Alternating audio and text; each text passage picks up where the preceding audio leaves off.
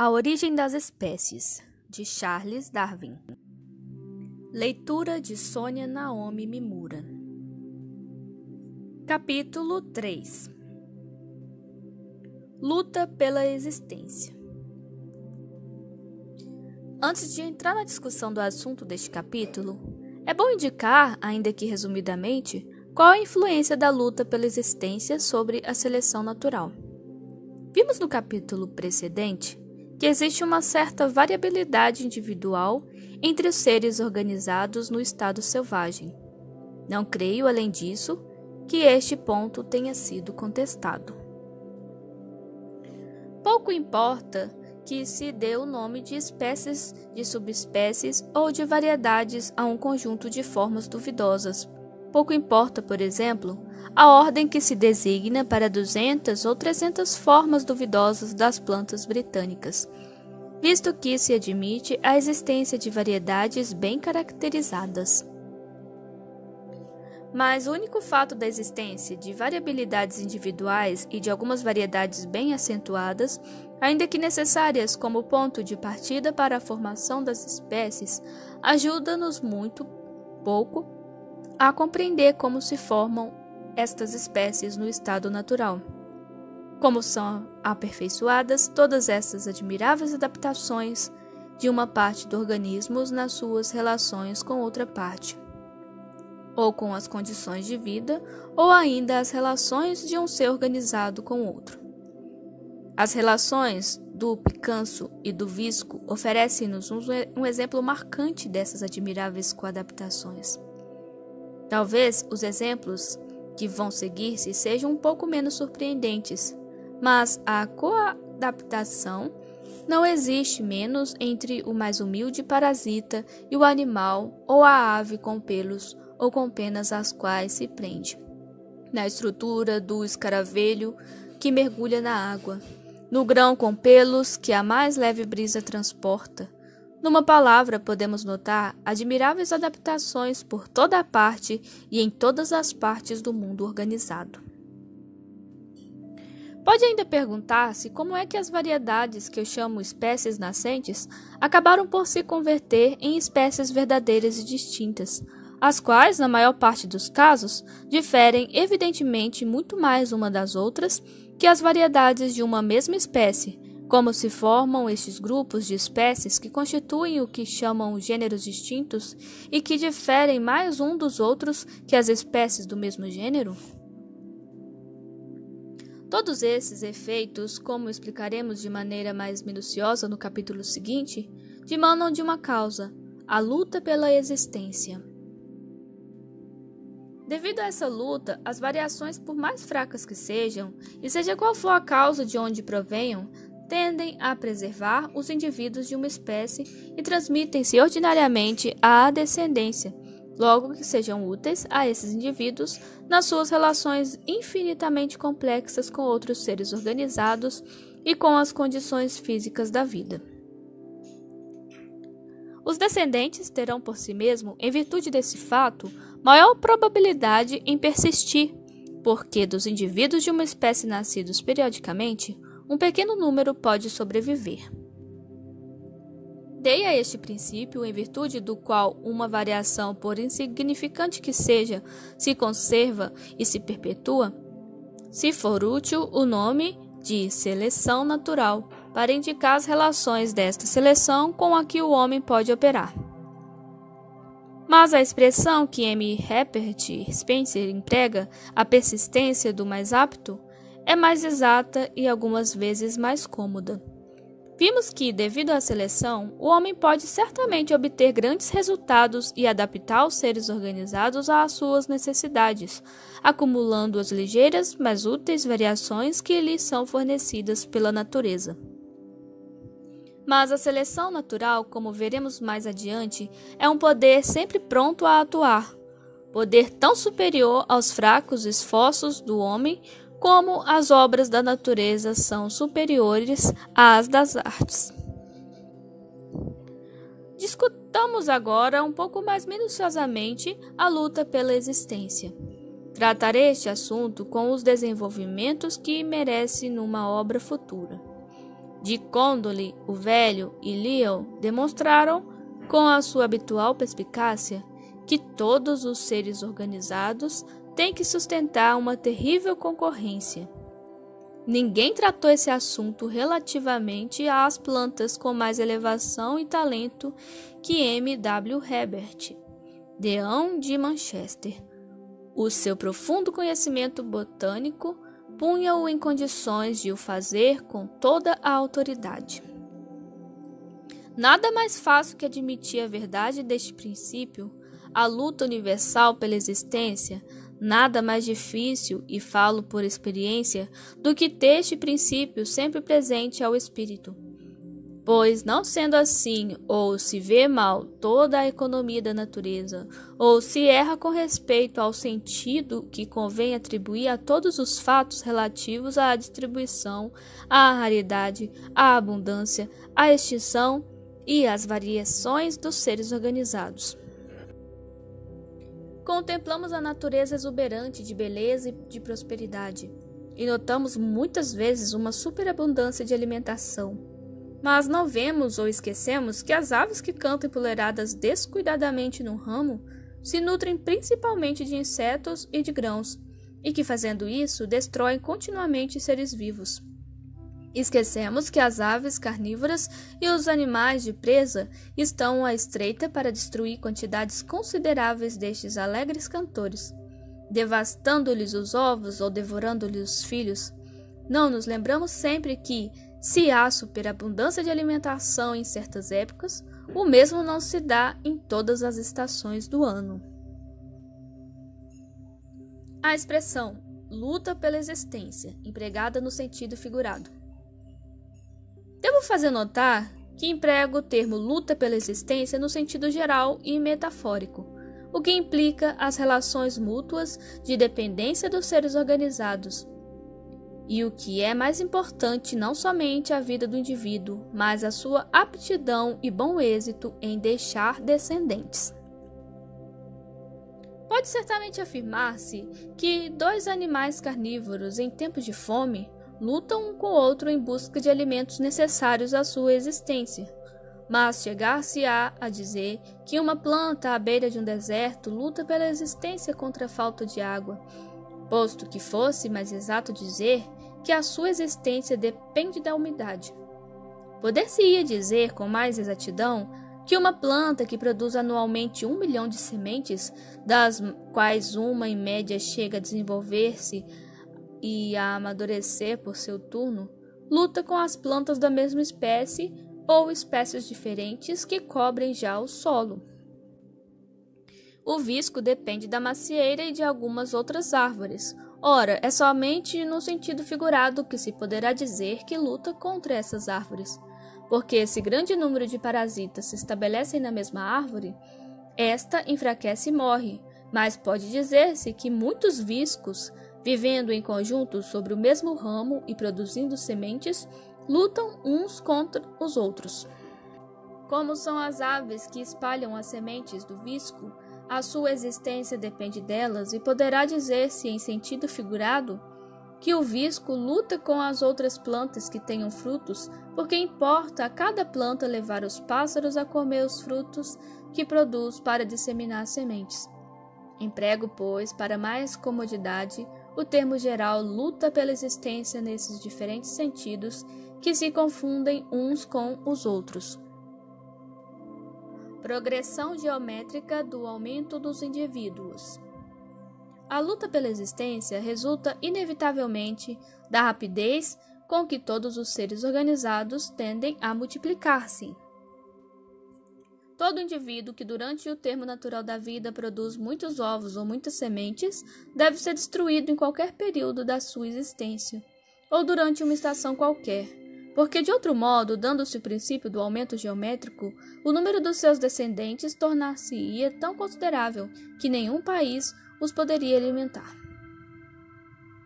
Também, como nascem mais indivíduos que os que podem viver, deve existir em cada caso luta pela existência, quer com outro indivíduo da mesma espécie, quer com indivíduos de espécies diferentes, quer com as condições físicas da vida. É a doutrina de Malthus aplicada com mais considerável intensidade a todo o reino animal e vegetal, porque não há nem produção artificial de alimentação, nem restrição ao casamento pela prudência. Posto que algumas espécies se multiplicam hoje mais ou menos rapidamente, não pode ser o mesmo para todas, porque a terra não as poderia comportar.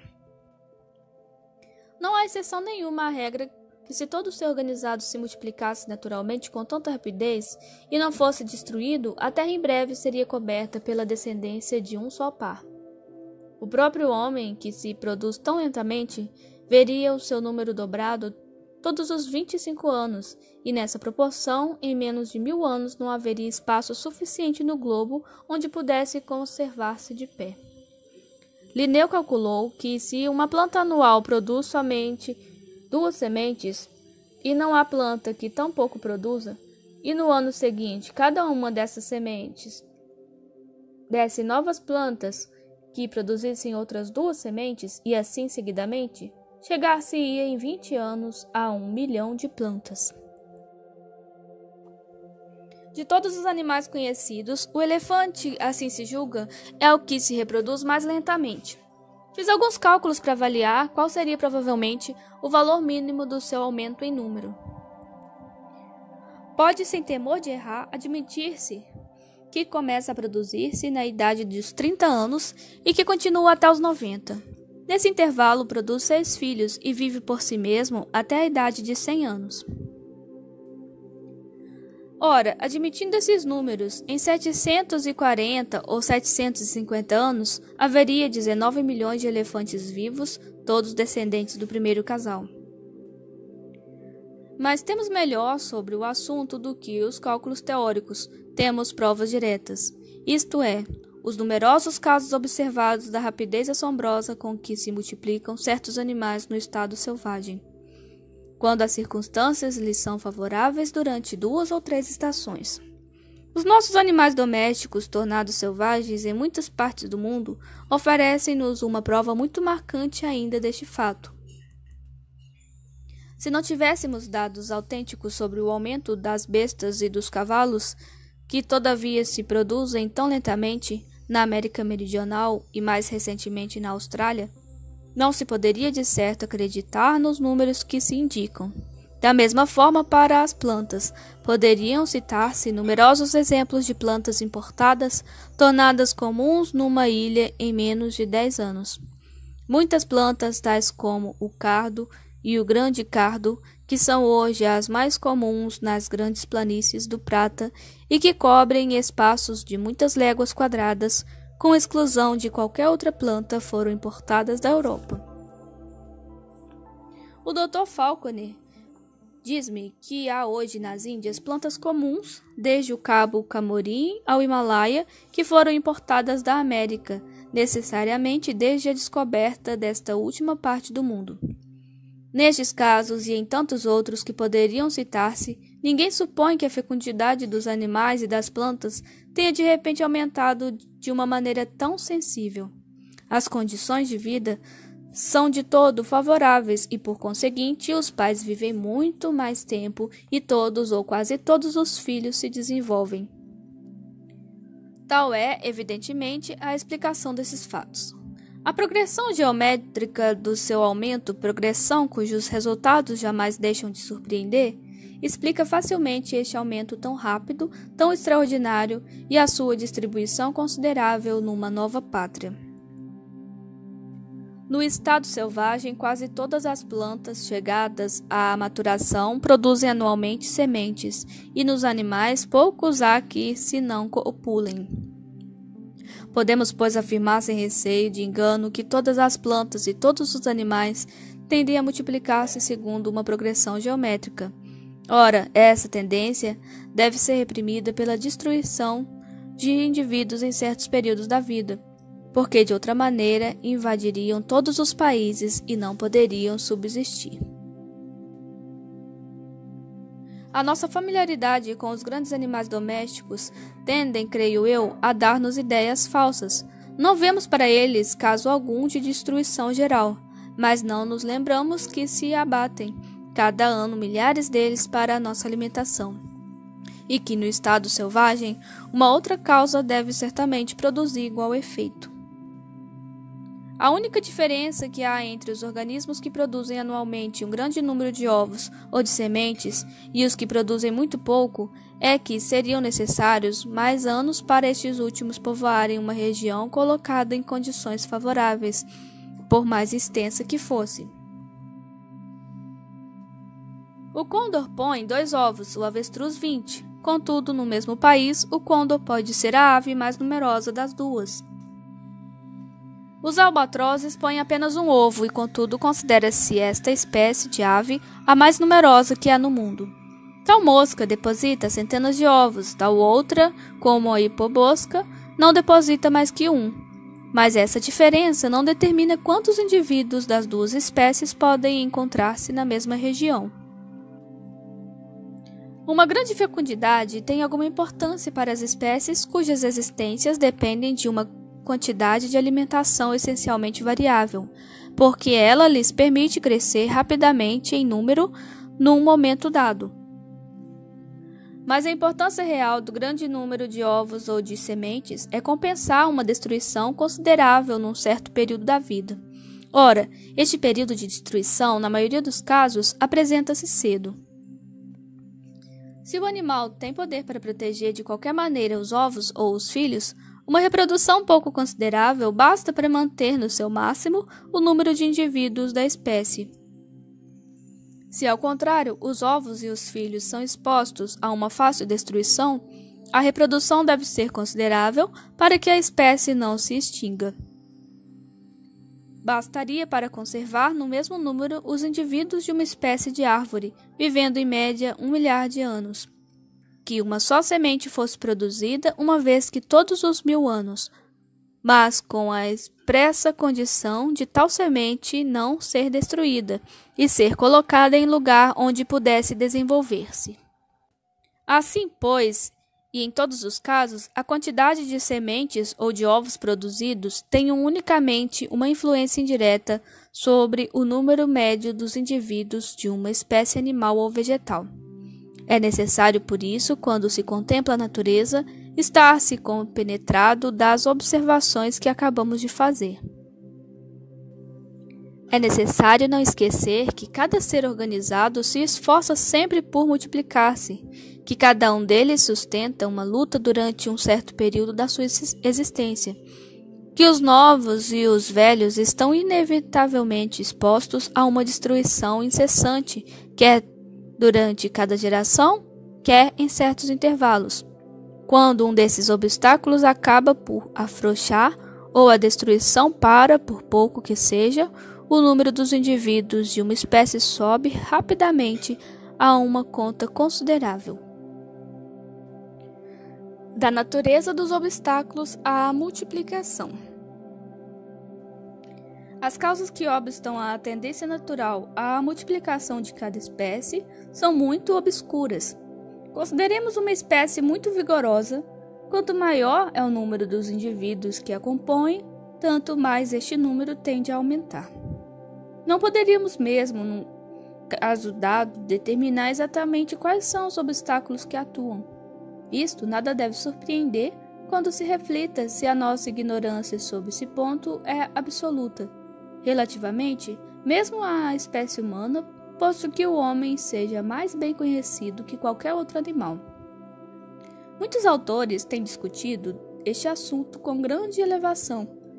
Espero mesmo ajudá-lo largamente numa obra futura, principalmente com respeito a animais que têm voltado ao estado selvagem na América Meridional. Limitar-me-ei aqui a algumas notas para recordar certos pontos principais ao espírito do leitor. Os ovos ou os animais muito novos parecem ordinariamente sofrer mais, mas nem sempre é assim. Nas plantas faz-se uma grande destruição de sementes, mas pelas minhas observações, parece que são as semeadas que mais sofrem, porque germinam no terreno já atravancado por outras plantas. Diferentes inimigos destroem também uma grande quantidade de renovos. Observei, por exemplo, alguns renovos das nossas ervas indígenas, semeadas num canteiro tendo 3 pés de comprimento por 2 de largo, bem cultivado e bem desembaraçado de plantas estranhas, e onde, por conseguinte, não podiam sofrer a vizinhança dessas plantas, em 357, 295 foram destruídas, principalmente pelas lesmas e pelos insetos. Se deixa arrebentar a relva que tem sido ceifada por muito tempo, ou o que quer dizer o mesmo, que os quadrúpedes têm o hábito de pastar, as plantas mais vigorosas matam gradualmente as que são mais fracas, ainda que estas tenham atingido a sua plena maturidade. Assim, num pequeno tabuleiro de relva, tendo 3 pés por 7, em 20 espécies que aí rebentam, 9 morreram, porque se deixaram crescer as outras livremente. A quantidade de nutrição determina, diga-se de passagem, o limite extremo da multiplicação de cada espécie, mas, mais ordinariamente, o que determina o número médio dos indivíduos de uma espécie não é a dificuldade de obter alimentos, mas a facilidade com que esses indivíduos se tornam presa de outros animais. Assim parece, fora de dúvida, que a quantidade de perdizes, de tetras e de lebres que podem existir num grande parque depende principalmente do cuidado com que se destrói os seus inimigos. Se não matasse uma só cabeça na Inglaterra durante 20 anos, mas que ao mesmo tempo, se não destruísse um só dos seus inimigos, haveria então provavelmente menos caça do que há hoje, posto que se matem centenas de milhares por ano. É verdade que em muitos casos particulares, como se dá com o elefante, por exemplo, as feras não atacam o animal. Na Índia, o próprio tigre só raramente se aventura a atacar um elefante novo defendido pela mãe.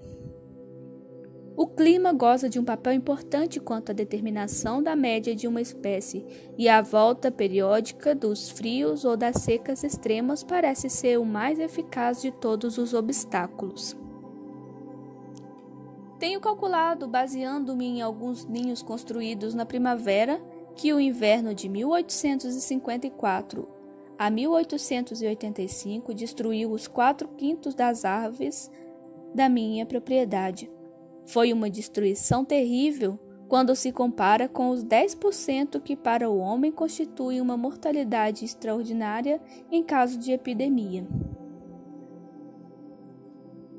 À primeira vista, parece que a ação do clima é absolutamente independente da luta pela existência, mas é necessário lembrar que as variações climatéricas atuam diretamente sobre a quantidade de nutrição e produzem, assim, a mais viva luta entre os indivíduos, quer da mesma espécie, quer de espécies distintas que se nutrissem do mesmo gênero de alimentos.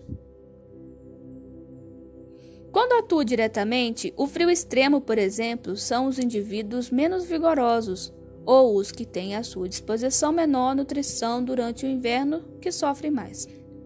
Quando vamos do sul para o norte ou passamos de uma região úmida para uma região seca, notamos sempre que certas espécies se tornam cada vez mais raras e acabam por desaparecer. A alteração de clima, ferindo os nossos sentidos, dispõe-nos a atribuir este desaparecimento à sua ação direta. Ora, isso não é exato. Esquecemos que cada espécie, nos mesmos pontos onde é mais abundante, sofre constantemente grandes perdas em certos momentos da sua existência, perdas que infligem inimigos ou concorrentes ao mesmo habitat e para a mesma nutrição.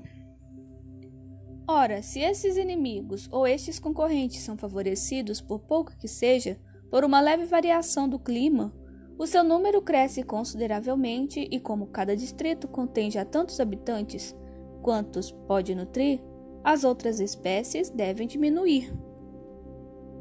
Quando nos dirigimos para o sul e vemos uma espécie diminuir em número, podemos estar certos que esta diminuição atinge tanto uma outra espécie que é favorecida como a primeira que sofreu um prejuízo. Dá-se o mesmo, ainda que em menor grau, quando vamos para o norte, porque o número de espécies de todas as qualidades e, por consequência, dos concorrentes diminui nos países setentrionais. Também encontramos muitas vezes, dirigindo-nos para o norte ou fazendo a ascensão de uma montanha, o que nos não sucede seguindo uma direção oposta, formas definhadas, devidas diretamente à ação nociva do clima. Quando atingimos as regiões árticas, ou os píncaros cobertos de neves eternas, ou os desertos absolutos, a luta pela existência existe apenas com os elementos. O número prodigioso de plantas que nos nossos jardins suportam perfeitamente o nosso clima, mas jamais se aclimatam porque não podem sustentar a concorrência com as plantas próprias do nosso país ou resistir aos nossos animais indígenas, prova claramente que o clima atua principalmente de uma maneira indireta, favorecendo as outras espécies. Quando uma espécie, graças a circunstâncias favoráveis, se multiplica desmedidamente numa pequena região, as epidemias se declaram nela muitas vezes. Ao menos parece que isso se dá com a nossa caça. Podemos observar nisto um obstáculo independente da luta pela existência. Mas algumas dessas pretendidas epidemias parecem provir da presença de vermes parasitas que, por uma causa qualquer, talvez por causa de uma difusão mais fácil no meio de animais muito numerosos, têm tomado um desenvolvimento mais considerável. Assistimos, por isso, a uma espécie de luta entre o parasita e a sua presa.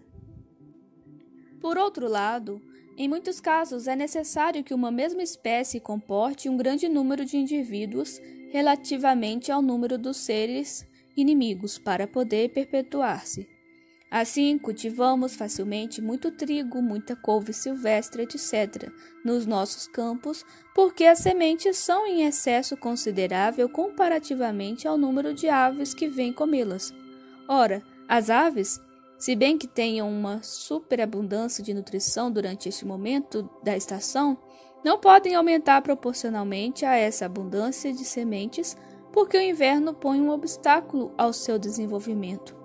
Mas sabe-se quanto é difícil recolher alguns pés de trigo ou outras plantas análogas num jardim.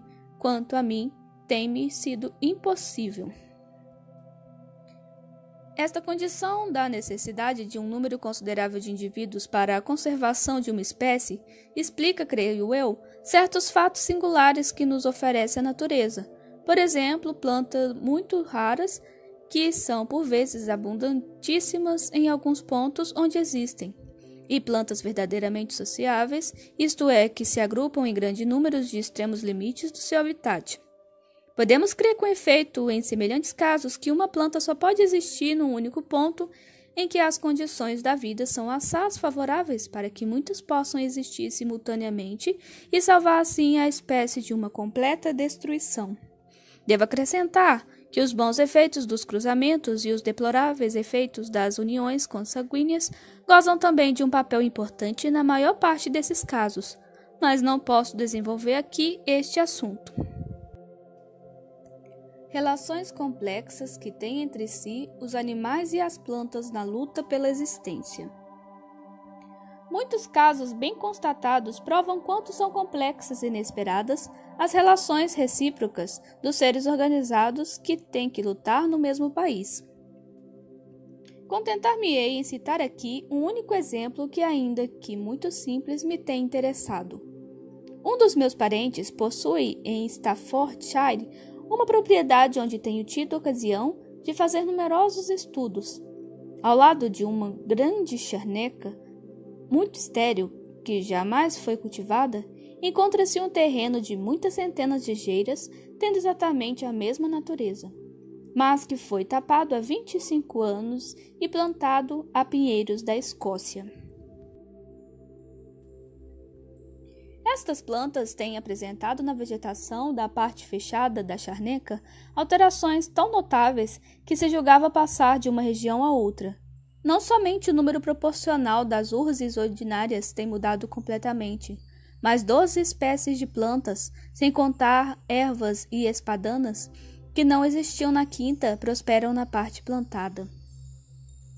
O efeito produzido sobre os insetos tem sido ainda maior porque se encontram a cada passo, nas plantações, 6 espécies de aves insetívoras que jamais se viram na charneca, a qual era apenas frequentada por 2 ou 3 espécies distintas de aves insetívoras.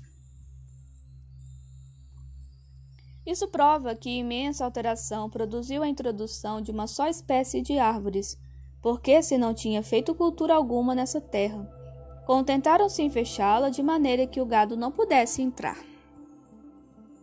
É verdade que o cerrado é também um elemento muito importante de que pude observar os efeitos junto de Farnham, no condado de Surrey.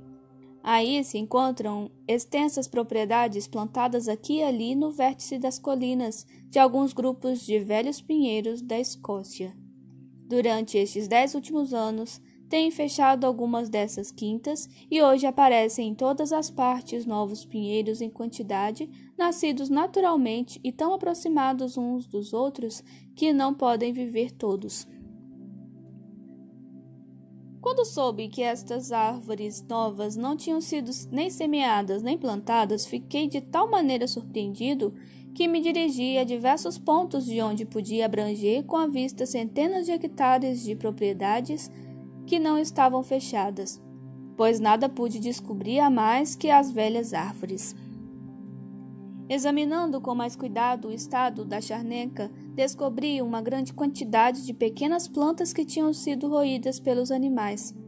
No espaço de um só metro quadrado, a uma distância de algumas centenas de metros de uma das velhas árvores, contei 32 plantas novas. Uma delas tinha 26 anéis.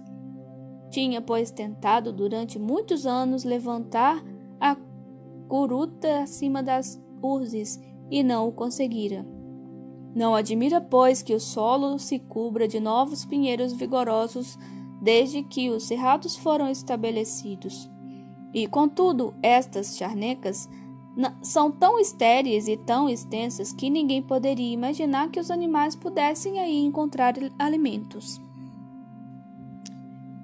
Vemos aqui que a existência do pinheiro da Escócia depende absolutamente da presença ou da ausência dos animais. Em algumas partes do mundo, a existência do gado depende de certos insetos. O Paraguai oferece talvez o mais marcante exemplo deste fato. Neste país, nem os animais silvestres, nem os cavalos, nem os cães voltaram ao estado selvagem. Bem pelo contrário, se tem produzido em grande escala nas regiões situadas ao norte e ao sul. Azara e Ranger mostraram que deve atribuir-se este fato à existência no Paraguai de uma certa mosca que põe os ovos nas ventas desses animais logo depois do nascimento. Por mais numerosas que sejam essas moscas, a sua multiplicação deve ser ordinariamente embaraçada por qualquer obstáculo, provavelmente pelo desenvolvimento de outros insetos parasitas. Por isso, se certas aves insetívoras diminuíssem no Paraguai, os insetos parasitas aumentariam de certo em número, o que traria o desaparecimento das moscas, e então os animais silvestres e os cavalos voltariam ao estado selvagem, o que teria como resultado seguro modificar consideravelmente a vegetação, como eu mesmo pude observar em muitas partes da América Meridional. A vegetação, pelo seu lado, teria uma grande influência sobre os insetos, e o aumento destes provocaria, como acabamos de ver do exemplo de Staffordshire, o desenvolvimento de aves insetívoras e assim sucessivamente em ciclo cada vez mais complexos. Todavia, na natureza, as relações não são sempre tão simples como isto. A luta deve sempre produzir-se com sucessos diferentes, contudo, no decorrer dos séculos, as forças equilibram-se tão exatamente que a face da natureza fica uniforme durante imensos períodos, posto que, seguramente, a causa mais insignificante baste para assegurar a vitória a tal ou tal ser organizado. Não obstante, a nossa ignorância é tão profunda e a nossa vaidade tão grande que nos admiramos quando conhecemos a extinção de um ser organizado. Como não compreendemos a causa desta extinção, sabemos apenas invocar cataclismos que vieram entristecer o mundo e inventar leis sobre a duração das formas vivas. Ainda um outro exemplo, para melhor fazer compreender que relações complexas ligam entre si as plantas e os animais, muito afastados uns dos outros na escala da natureza. Terei mais tarde ocasião de demonstrar que os insetos no meu jardim nunca visitam a Lobelia fulgens, planta exótica e, por consequência, em razão da sua conformação particular, essa planta nunca produziu sementes. É necessário absolutamente para as fecundar que os insetos visitem quase todas as nossas orquídeas, porque são eles que transportam o pólen de uma flor para outra. Depois de numerosas experiências, reconheci que o zangão é quase indispensável para a fecundação do amor perfeito, porque todos os outros insetos do gênero abelha não visitam essa flor. Reconheci igualmente que as visitas das abelhas são necessárias para a fecundação de algumas espécies de trevo. 20 pés de trevo de Holanda, Trifolium repens, por exemplo, produziram 2.290 sementes, enquanto que outros 20 pés de que as abelhas não puderam aproximar-se não produziram uma única. O zangão só visita o trevo vermelho, porque as outras abelhas não podem atingir o néctar. Afirma-se que as borboletas podem fecundar esta planta, mas duvido muito, porque o peso do corpo não é suficiente para deprimir as pétalas alares. Podemos, pois, considerar como muito provável que se o gênero zangão chegasse a desaparecer ou se tornasse muito raro na Inglaterra, o amor perfeito e o trevo vermelho tornar-se-iam também muito raros ou desapareceriam completamente.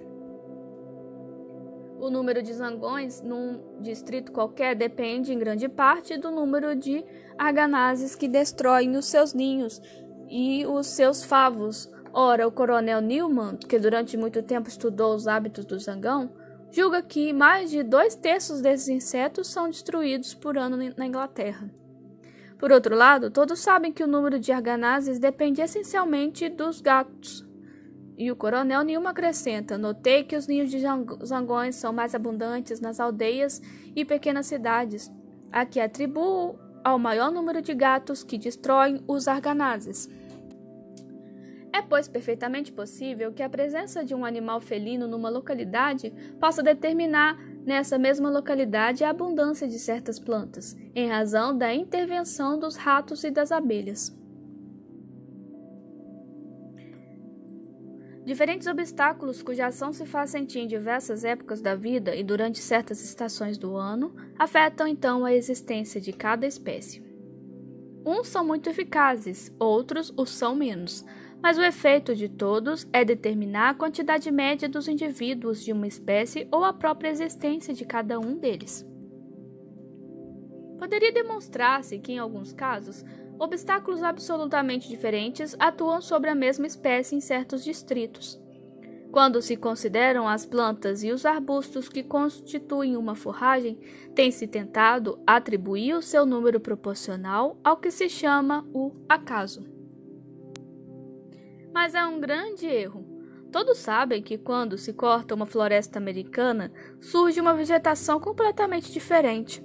Observei que antigas ruínas indígenas no sul dos Estados Unidos, ruínas que deviam ser outrora despovoadas de árvores, apresentam hoje a mesma diversidade, a mesma proporção de espécies que as florestas virgens circunvizinhas. Ora, que combate se devia ter travado durante longos séculos entre as diferentes espécies de árvores, das quais cada uma espalha anualmente as sementes aos milhares? Que guerra incessante de inseto para inseto, que luta entre os insetos, as lesmas e outros animais análogos com as aves e os animais selvagens, esforçando-se todos para multiplicar-se, comendo-se uns aos outros, ou nutrindo-se da substância das árvores das suas sementes, dos seus rebentos ou de outras plantas que cobriram a princípio o solo e que impediam, por isso, o crescimento das árvores. Quando se lança ao ar um punhado de penas, cairão todas sobre o mesmo solo em virtude de certas leis definidas. Mas como é simples o problema da queda comparado ao das ações e reações das plantas e dos animais inumeráveis que durante o decorrer dos séculos determinaram as quantidades proporcionais das espécies de árvores que crescem hoje nas ruínas indígenas. A dependência de um ser organizado em frente de outro, tal como a de um parasita nas suas relações com a sua presa, manifesta-se de ordinário entre esses muito afastados uns dos outros na escala da natureza. Tal é o caso, algumas vezes, de certos animais que não podemos considerar como lutando um com o outro pela existência, e isto no sentido mais restrito da palavra, os gafanhotos, por exemplo, e os quadrúpedes herbívoros. Mas a luta é quase sempre muito mais encarniçada entre os indivíduos pertencendo à mesma espécie. Com efeito, frequentam os mesmos territórios, procuram o mesmo alimento e estão expostos aos mesmos perigos. A luta é quase também encarniçada quando se trata de variedades da mesma espécie e é curta a maior parte do tempo. Se, por exemplo, se semeiam juntamente muitas variedades de trigo, e no ano seguinte se semeiam os grãos misturados provenientes da primeira colheita, as variedades que melhor convêm ao solo e ao clima e que naturalmente se veem ser as mais fecundas prevalecem sobre as outras, produzem mais sementes e, por conseguinte, ao fim de alguns anos, suplantam todas as outras variedades. É tão verdade isto que, para conservar uma mistura de variedades tão próximas como são as da ervilha de cheiro, é necessário escolher cada ano separadamente as sementes de cada variedade e ter mais cuidado de as misturar na proporção desejada. Ou, de outra forma, as variedades mais fracas diminuem pouco a pouco e acabam por desaparecer. O mesmo se dá para as variedades de carneiros. Afirma-se que certas variedades do monte esfomeiam de tal maneira as outras que não se podem deixar reunidas nas mesmas pastagens. Igual resultado se produz quando queremos conservar no mesmo vaso diferentes variedades de sanguessugas medicinais. É mesmo duvidoso que todas as variedades das nossas plantas cultivadas e dos nossos animais domésticos, tendo tão exatamente a mesma força, os mesmos hábitos e a mesma constituição que as primeiras proporções de uma massa misturada, não falo, claro, estados cruzamentos, possam manter-se durante uma meia dúzia de gerações, se, como nas raças no estado selvagem, deixarmos a luta travar-se entre elas, e se não tivermos cuidado em conservar anualmente uma proporção exata entre as sementes ou os filhos. A luta pela existência é mais encarniçada quando se trava entre indivíduos e variedades pertencendo à mesma espécie. As espécies pertencendo ao mesmo gênero têm quase sempre, posto que haja muitas exceções a essa regra, hábitos e constituição muito parecidos. A luta entre essas espécies é, pois, muito mais renhida se encontram colocadas em concorrência uma com as outras, do que se a luta se travar entre espécies pertencendo a gêneros distintos. A extensão recente que tem tomado em certas partes dos Estados Unidos, uma espécie de andorinha que causou a extinção de uma outra espécie, oferece-nos um exemplo deste fato. O desenvolvimento do abelharuco trouxe em certas partes da Escócia a raridade crescente do tordo comum.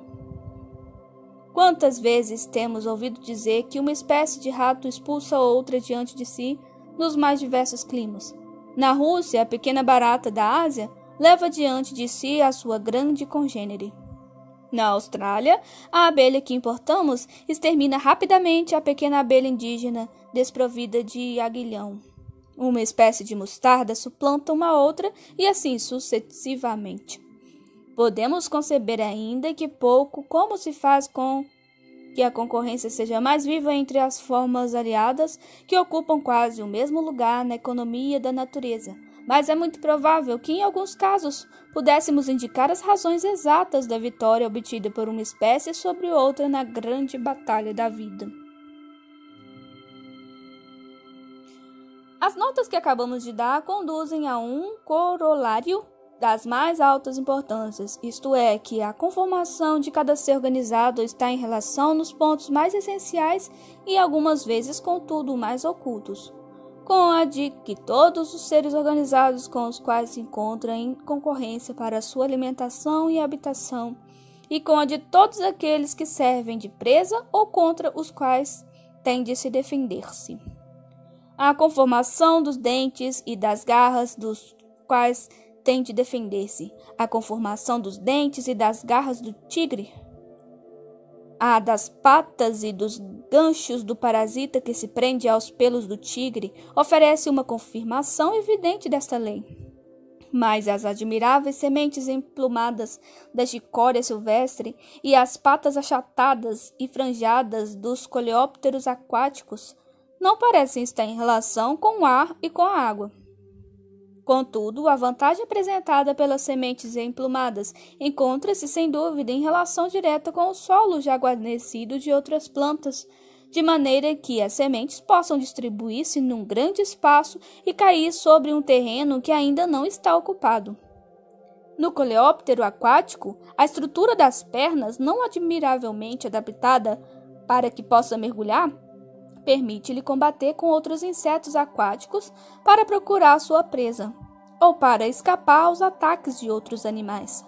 A substância nutritiva depositada nas sementes de muitas dessas plantas parece, à primeira vista, não apresentar espécie alguma de relação com outras plantas. Mas o crescimento vigoroso das novas plantas provindo destas sementes, as ervilhas e os feijões, por exemplo, quando se semeiam por entre outras gramíneas, parece indicar que a principal vantagem desta substância é favorecer o crescimento da sementeira na luta que tem de sustentar com as outras plantas que crescem em volta de si. Por que não se multiplica cada forma de planta em toda a extensão da sua região natural até dobrar ou quadruplicar o número dos seus representantes? Sabemos perfeitamente que pode suportar um pouco mais de calor ou de frio, um pouco mais de umidade ou de secura, porque sabemos que habita regiões mais quentes ou mais frias, mais úmidas ou mais secas. Este exemplo demonstra-nos que, se desejarmos dar a uma planta um meio de acrescentar o número dos seus representantes, é necessário pô-la em condições de vencer os seus concorrentes e de obstar os ataques dos animais que se nutrem dela. Nos limites geográficos do seu habitat, uma alteração de constituição em relação com o clima seria de uma certa vantagem, mas temos toda a razão para julgar que algumas plantas ou alguns animais somente se afastam para longe por serem exclusivamente destruídos pelo rigor do clima. É somente nos confins extremos da vida, nas regiões árticas ou nos limites de um deserto absoluto que cessa a concorrência. Quando a terra seja muito fria ou muito seca, não haverá menos concorrência entre algumas espécies ou entre indivíduos da mesma espécie para ocupar lugares mais quentes ou mais úmidos. Disto resulta que as condições de existência de uma planta ou de um animal colocado em novo país, em meio de novos competidores, devem modificar-se de uma maneira essencial, posto que o clima seja perfeitamente idêntico ao do seu antigo habitat. Se se deseja que o número dos seus representantes cresça na nova pátria, é necessário modificar o animal ou a planta de maneira diferente do que se fazia na sua antiga região, porque é necessário procurar-lhe certas vantagens sobre um conjunto de concorrentes ou de inimigos muito diversos. Nada mais fácil que ensaiar assim, em imaginação, o procurar uma espécie certa superioridade sobre uma outra. Mas na prática é mais que provável que não soubéssemos o que teríamos a fazer. Isto só bastaria para nos convencer da nossa ignorância sobre as relações mútuas que existem entre todos os seres organizados. É uma verdade que nos é tão necessária como difícil de compreender. Tudo o que podemos fazer é lembrarmos-nos a todo momento que todos os seres organizados se esforçam continuamente por se multiplicar segundo uma progressão geométrica, que cada um deles, em certos períodos da vida, durante certas estações do ano, no decurso de cada geração em certos intervalos, deve lutar pela existência e está exposto a uma grande destruição. O pensamento desta luta universal provoca tristes reflexões, mas podemos consolar-nos com a certeza de que a guerra não é incessante na natureza e que o medo é desconhecido, que a morte está geralmente pronta e que são os seres vigorosos, sãos e felizes que sobreviverão e se multiplicarão.